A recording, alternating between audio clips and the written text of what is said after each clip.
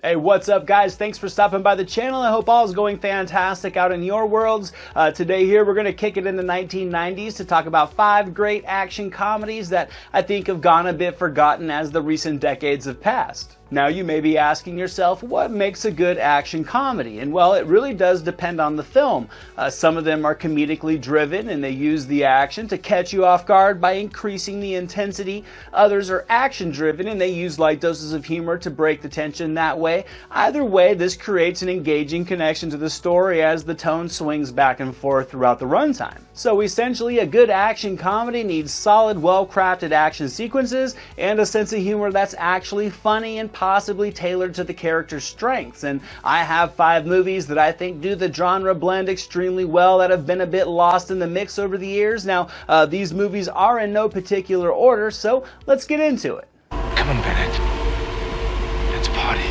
First up, I have a solid action comedy from the early 90s starring Michael J. Fox and James Woods from director John Badham. It's called The Hard Way from 1991.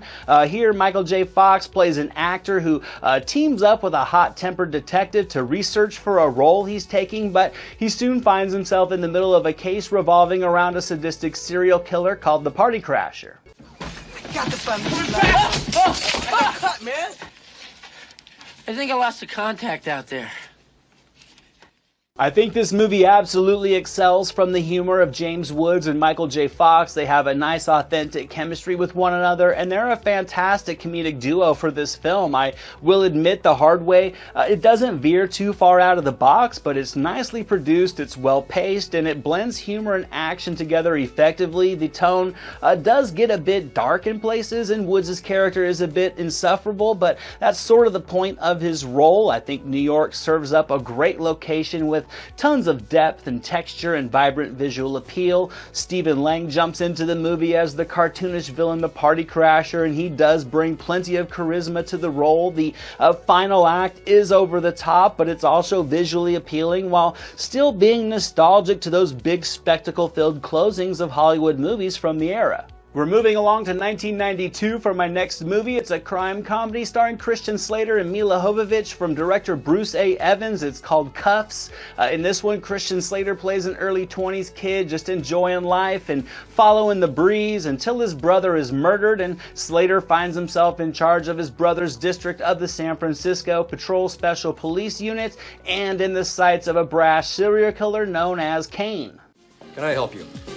Yeah, I'm looking for a really big gun that holds a lot of bullets. God bless you, young man. I've always wanted a gun. There's just a lovable charm to Cuffs that's able to outshine its ridiculous plotline. Christian Slater is just awesome in this character. He really fills the role nicely, and his routine breaking of the fourth wall, I think, is able to give the film a unique, appealing angle, almost like a Ferris Bueller action movie. I mean, you get to know this kid as he shares his thoughts and feelings with the audience while navigating this suddenly adult world, which also allows his boyish charisma to shine and carry the film along. It's a coming-of-age romance story wrapped in an action movie set inside of a comedic world, and it's an absolute delight. The action kicks in frequently, but the sense of humor never is throttled back. I think you can really root for Slater against this cartoonish villain, and while it all may feel a bit borrowed, Slater is able to turn Cuffs into its own fresh adventure that's built sturdily on reused parts. We're keeping it in 1992 for my next movie. This one delivers a ton of laughs, a little bit of action, and a little bit of romance. I have the Peter McDonald directed Mo Money starring Damon and Marlon Wayans and Stacey Dash. In this one, Marlon Wayans plays a con man that works himself into the mailroom of a credit card firm for work and quickly finds himself under the thumb of the ruthless leader of a credit card criminal enterprise. The fat man walks slowly. Well, the fat man needs to lose some weight. Just open the fucking door!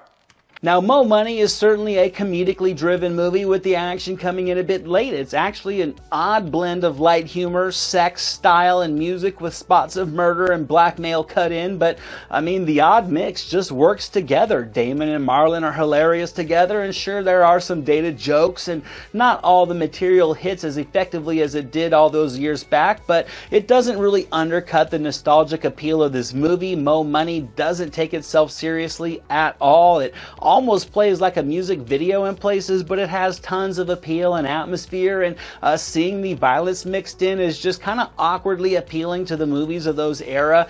Damon wrote the script, and it does land frequent laughs. The romance angle, as thin as it is, does land for the needs of the plot because Stacey Dash was stunning, and Mo Money with the wardrobes, the music, the dialogue, and the vibe is just a charming timestamp from the era. I'm going to take us back to 1990 for my next little movie, and easily my favorite on this list. It's written by, directed by, and starring Emilio Estevez. It's called Men at Work, co-starring his brother Charlie Sheen and Keith David. Here, Estevez and Sheen are garbage men with dreams of opening up a surf shop, but when the body of a man they shot in the butt with a pellet gun shows up in their trash on their route, they will spend the night trying to figure out who really killed him to clear their names. Get off! You're a stupid man! You're a stupid little man! Now, there is just something about the simplicity and the charm of this movie that I love, and that essentially allows me to overlook all of its flaws because I think it's a comedic masterpiece. The story is absurd, but in all the comical ways you would want it to be. The movie is not taking itself seriously. It's having a ton of fun. The actors are having a ton of fun too, so you naturally have fun with it. The small beach town setting adds a great summer vibe, and the cartoonish characters deliver almost constant comedic appeal. Sheen, Estevez, and David are a hilarious trio. The dialogue is loaded with so many dumb laughs, yet it all works. Men at Work is a quick-paced film, and it's surprisingly unique as these garbage men bumble around trying to find out who killed the guy in their trash can. We're keeping it in 1990 for the last movie on this video. It's a fun action comedy adventure starring Mel Gibson and Goldie Hawn called Bird on a Wire, also directed by John Badham. Here, Gibson plays a former drug runner who's been in witness relocation for 15 years until he runs into his old girlfriend at a gas station and learns the people he testified against have been released from prison. Oh, yeah, you mean like this? Is that good? Yeah, this is funny to you.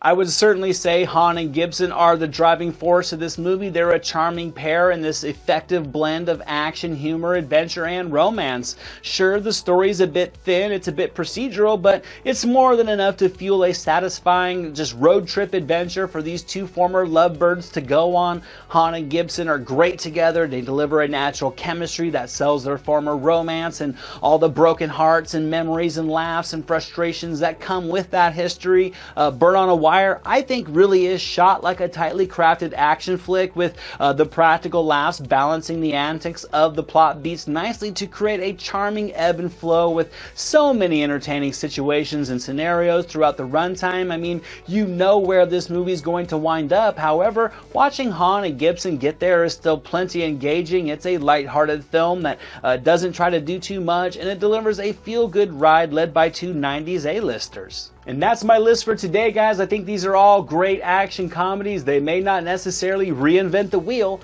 but they do show the wheel can still get you where you need to go. These movies deliver laughs and romance and adventure, plenty of action, and some spots of suspense as well. Thank you so much for watching, guys. I recommend all of these movies. If you have seen them, let me know what you think down in the comments below. And until the next video, I'll see you guys at the movies.